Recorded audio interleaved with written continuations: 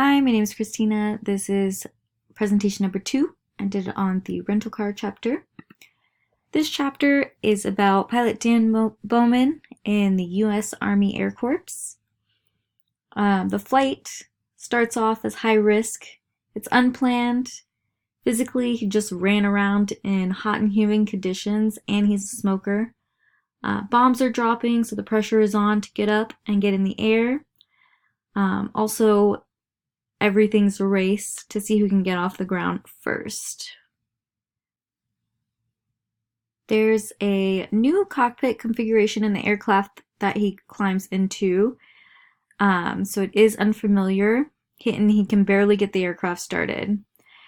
He finally manages to get it off the ground, fly it around while the Japanese use them as target practice, and get the aircraft safely back on the ground without accident or injury to himself or the plane.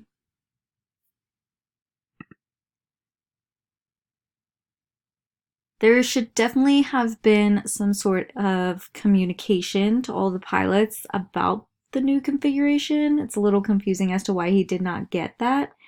Everyone should have also gotten training, so that's a little weird as well. At the end, he says, why would anybody reconfigure an aircraft during a war? And that is a really good question. It doesn't seem like that's something smart that anyone would do. As for the aftermath and lessons learned, he did confess to an aviation researcher at the end. So it sounds like he didn't tell anybody until the end of the war.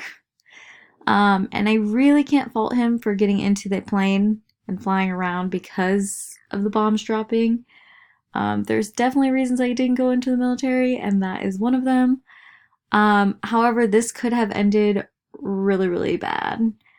We're constantly being told not to fly an aircraft we're unfamiliar with because of the accidents that can occur. And I feel he got really, really lucky. The end.